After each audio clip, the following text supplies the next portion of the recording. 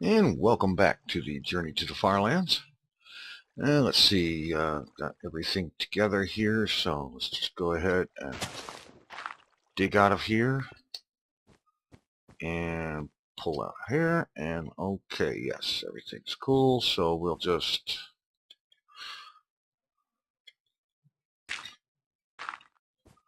do that and commence to heading back to the west, to the Firelands, as it were. Anyway, let's see, first up, let's see, the world size continuing to grow at a pretty good pace. Windows is reporting the save folder at 128 megabytes. And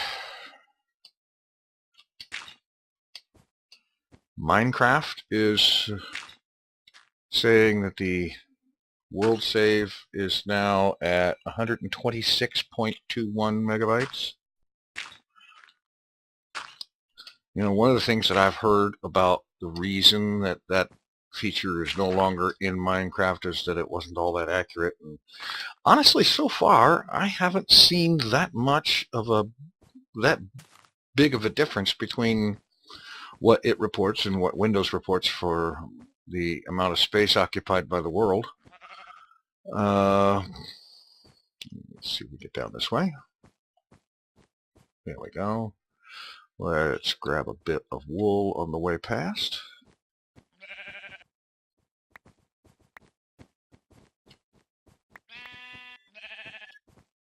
Hold still. Thank you. All right. You know, like I said, there's a little bit of a difference between what Windows reports and what Minecraft is reporting file size. And I'm not exactly sure the reason for it, but it's not that significant of a difference, really, so far with a 128 meg world, or 126.21, however you wish to refer to it. Personally, I really do wish that the menu still had the world size of each world listed on it. I really kind of like that for casually keeping track of the size of a world. Let's see. In the last episode, I included a brief bit from Sir Garf, one of the characters of mine that's been in my videos for a very long time. Since April of 2009 or 2010, somewhere in there, I think it was. He's been pretty much a central part of my videos. I mean, I would go sometimes a couple of months without using him, but sooner or later he always shows back up. And so I was curious what you all thought of my including him in the last episode. I will probably be including him in future episodes, actually almost certainly. I won't be doing so today because I'm getting into this episode much later than I really wanted to, and so there is a time constraint, and I'm opting not to do that, just simply to get production done a little quicker. Ah, you say. Humbug to you. Anyway.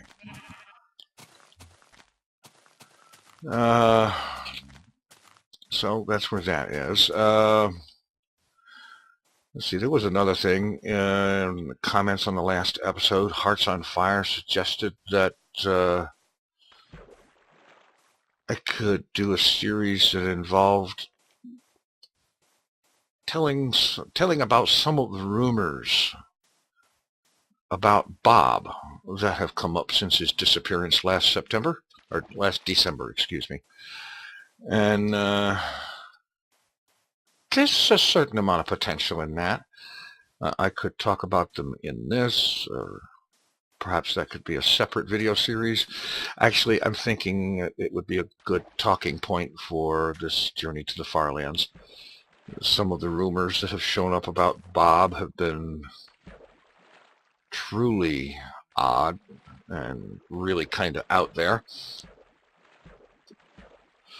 But of course, the first question I'm sure that comes to most minds is just exactly who is Bob and why do we care about rumors about him?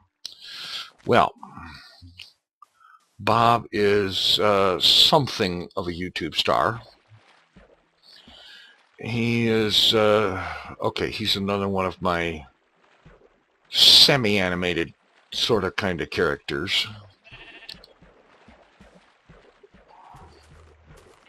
Okay, I'm pretty much full up on wool, so I don't need to mess with these guys.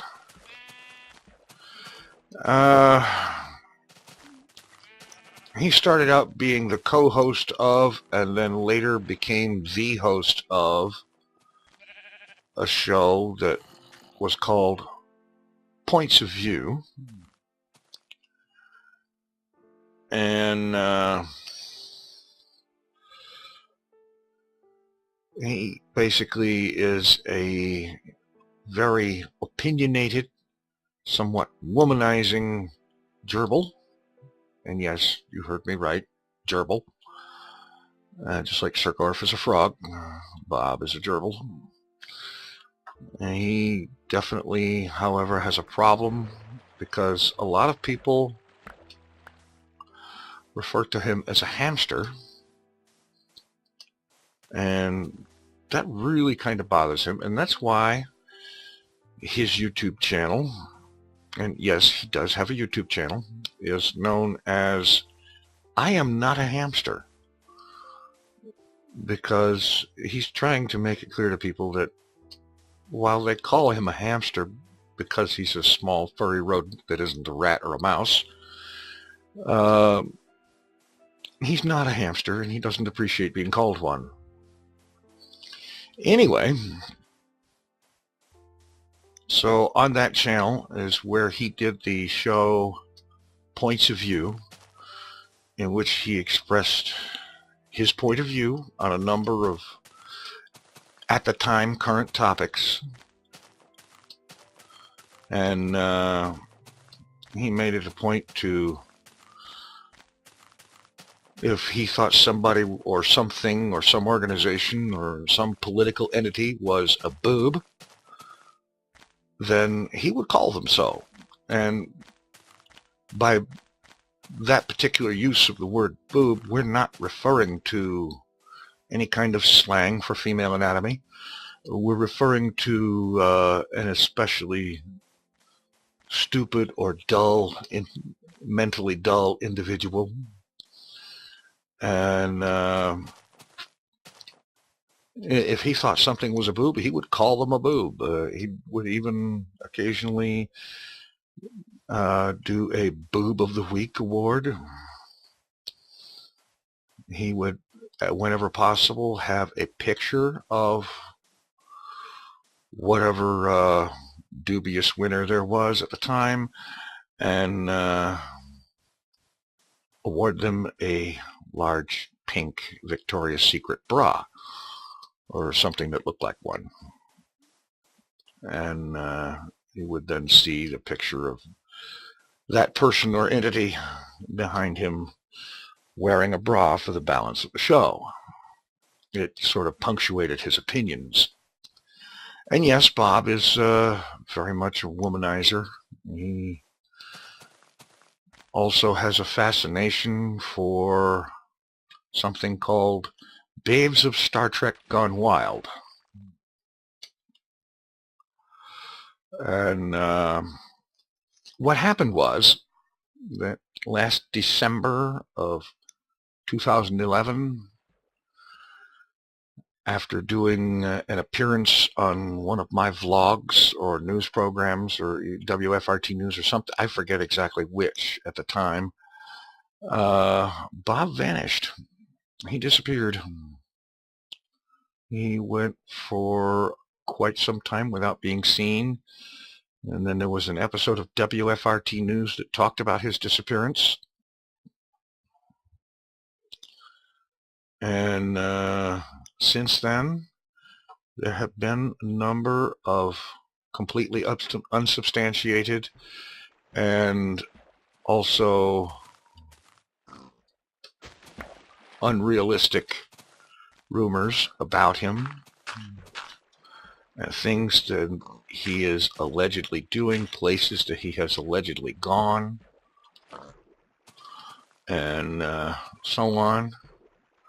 Some of them are patently ridiculous. Others are really actually kind of entertaining because of how ridiculous they really are. Let's see. Okay. And we're off.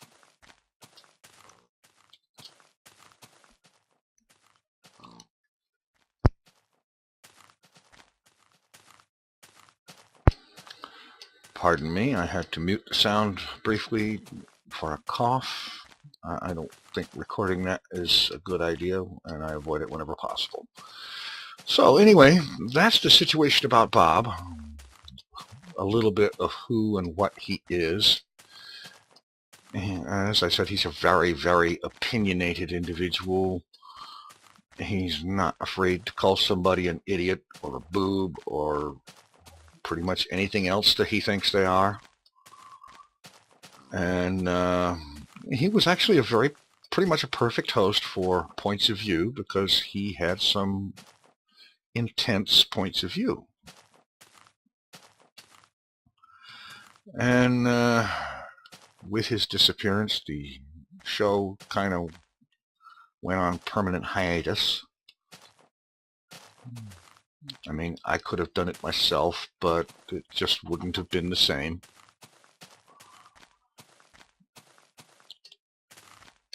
And so on. And I am ever hopeful that Bob will return at some point. His opinions about me were not always complimentary, shall we say. And so on. As I said, he's never been afraid to speak his mind about anything. And there's been a lot of rumors about where he's been and what he's been up to. I can give you an example. In the months after his disappearance was made public, one of the rumors that came up was that he had decided to get into a particular form of exercise and therefore procured ownership of not one but 3 gyms that specialize in that particular form of exercise, and got an exclusive contract with a couple of very big names in that particular field and such like things like that. And obviously this could not have possibly been true. Bob has always been something of a spendthrift. The biggest thing he can do with money is spend it pretty much as fast as he can. And of course, another obvious fault with that rumor is the fact that Bob despises exercise. And the only reason he would go to a gym would be to pick up girls. I mean, seriously, that's really about the only reason he'd do that. And even then, he probably wouldn't bother showing up at a gym, even for that purpose, unless he was sure that there were 1 or more members of the cast of Babes of Star Trek Gone Wild present, signing autographs or some such like that. Because that, he would do an awful lot for that particular thing. He's got every video in that collection around. He keeps them stored in a glass case in their original video cases and so on. It's really quite odd. Anyway, that's just a small sample of the rumors and such that have cropped up about Bob. And there have been occasionally confirmed Bob sightings and so on. Some of those have been improbable sounding as all get out and really kind of strange. And I'm sure that while the sighting itself is probably genuine, I think that at least some of the reports of what may or may not have allegedly happened are, well, exaggerated to say the least, shall we say. I mean, how many people can you think of would realistically be expected to show up in a McDonald's bathroom in Western Oregon with a number of young women and then proceed to party in that bathroom for, I think it was what the report was, what, 3-4 days or something like that. You know, this sort of thing is really, really improbable. Even if the sighting itself is confirmed, I think, oh no, I did pick up the workbench, okay. Anyway, that's the sort of thing that Bob is being alleged to be involved in. He's a somewhat interesting character, but somehow I kind of tend to doubt that he's that interesting in that way. And as for what he would say, no one knows right now because he hasn't been seen since December of 2011. And I know I'm sort of rattling on about this. That's fine, I guess. It just struck me as kind of an interesting idea to talk about the strange things that Bob has allegedly been seen or heard doing and so on. Oh, wow. That looks kind of epic.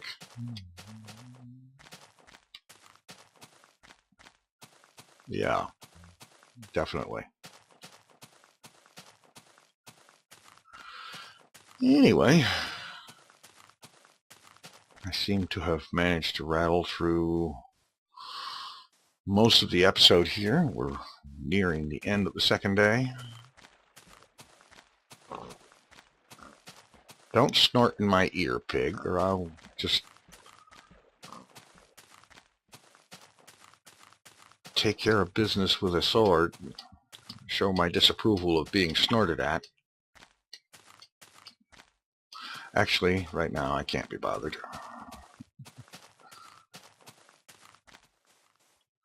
All right. Well, let me know what you think about the idea of stories about Bob. If there is enough interest in such things, I will be more than glad to relate some of them. There are quite a number. There really are quite a number of these stories. And let's see. Well, other than that, I can give a reminder that unless I end up selecting a different time of day based on a majority of people indicating a different time as being better, that on Thursday, the 29th of November, starting at 6 p.m. Central Time, I will be doing the first Journey to the FarLands live stream.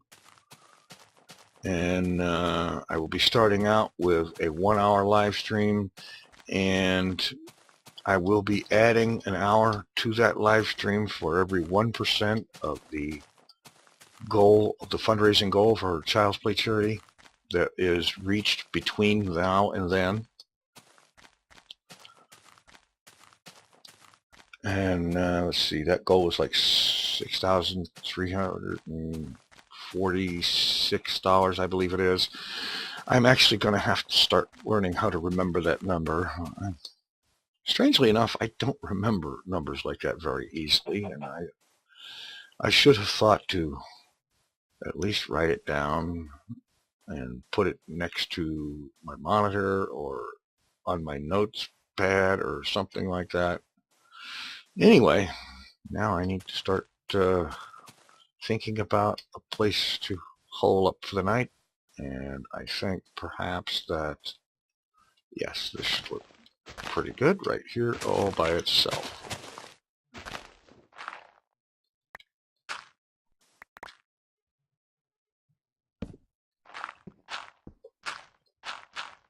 So we'll just dig in here.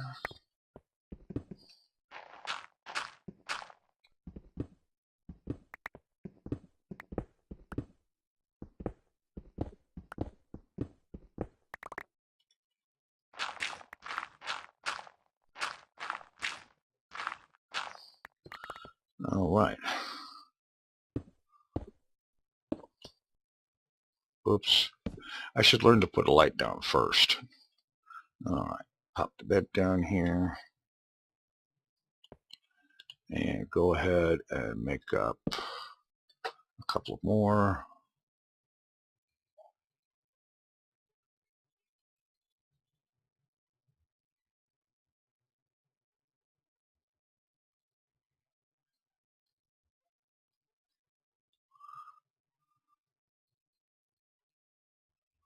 And make up a boat.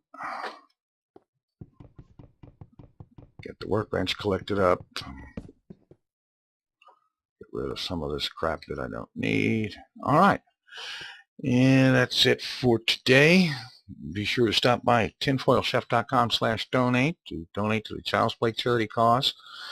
And as I said, for every 1% of the goal achieved between now and the 29th of November at 6 p.m., I will be adding 1 hour to the live stream, the first Journey to the Firelands live stream that will be taking place on that day.